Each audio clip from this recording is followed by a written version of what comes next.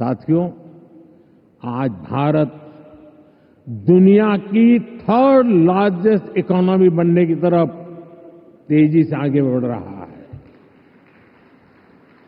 आज Bharat global fintech adoption rate में number 1 है।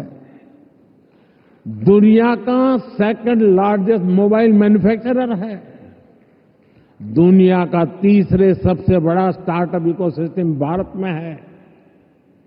विकसित भारत की हमारी जर्नी तो अभी शुरू हुई है। भारत के पास इससे भी कहीं अधिक ऑफर करने के लिए है। भारत बिलियन प्लस आबादी के साथ साथ बिलियन प्लस स्टोरीज का भी देश है।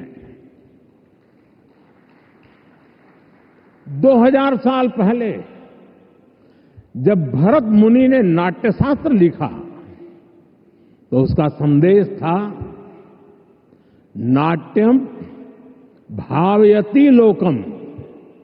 इसका अर्थ है कला संसार को भावनाएं देती है, इमोशन देती है, फीलिंग्स देती है।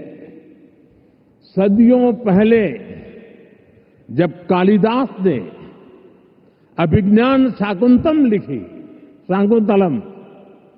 तब भारत ने क्लासिकल ड्रामा को एक नई दिशा दी। भारत की हर गली में कहानी है, हर पर्वत एक गीत है, हर नदी कुछ न कुछ गुनगुनाती है। आप भारत के 6 लाख से ज्यादा गांवों में जाएंगे तो हर गांव का अपना एक फोक है, स्टोरी टेलिंग का अपना ही एक खास अंदाज है। यहां अलग अलग समाजों ने लोक कथाओं के माध्यम से अपने इतिहास को अगली पीढ़ी तक पहुंचाया है। हमारे यहां संगीत भी एक साधना है। भजन हो, गजलें हो, क्लासिकल हो या कंटेम्पररी, हर सुर में एक कहानी है, हर ताल में एक आत्मा है। साथियों, हमारे यहां नाद ब्रह्म यानी साउंड ऑफ डिवाइन की कल्पना है। हमारे ईश्वर भी खुद को संगीत और नृत्य से अभिव्यक्त करते हैं। भगवान शिव का डमरू सृष्टि की पहली ध्वनि है। मां सरस्वती की वीणा विवेक और विद्या की लय है। श्री कृष्ण की बांसुरी प्रेम और सौंदर्य का अमर संदेश है। विष्णु जी का शंख ध्वनि सकारात्मक ऊर्जा का आह्वान है। इतना कुछ है हमारे पास। अभी यहां जो मन मोहने वाले सांस्कृतिक प्रस्तुति हुई, उसमें भी उसकी झलक दिखी है। और इसलिए ही मैं कहता हूं, यही समय है, सही समय है। ये create in India, create for the world का सही समय है। आज जब दुनिया स्टोरी टेलिंग के लिए नए तरीके ढूंढ रही है, तब भारत के पास हजारों वर्ष की अपनी कहानियों का खजाना है। और ये खजाना टाइमलेस है, थॉट प्रोवोकिंग है और ट्रूली ग्लोबल है।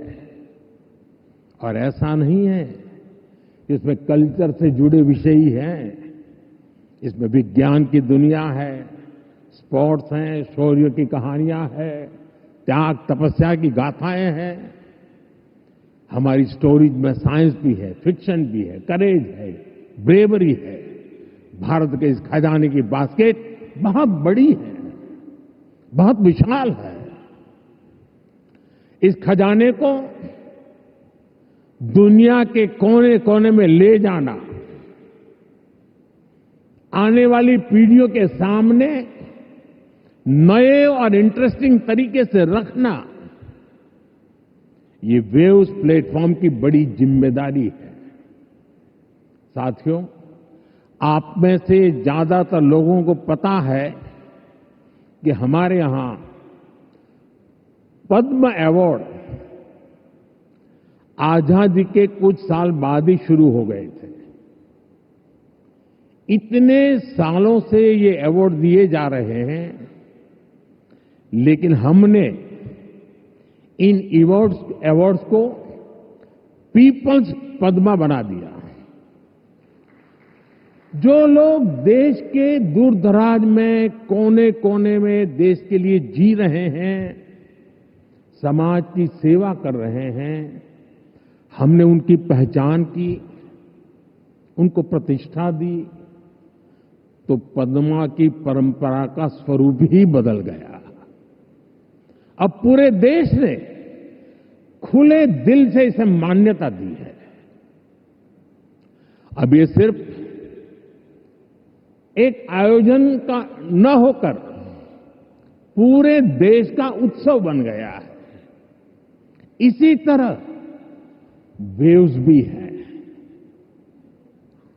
वेव्स क्रिएटिव वर्ल्ड में, फिल्म में, म्यूजिक में, एनिमेशन में, गेमिंग में भारत के कोने कोने में जो टैलेंट है उसे एक प्लेटफॉर्म पर देगा, तो दुनिया भी इसे अवश्य सराहेगी।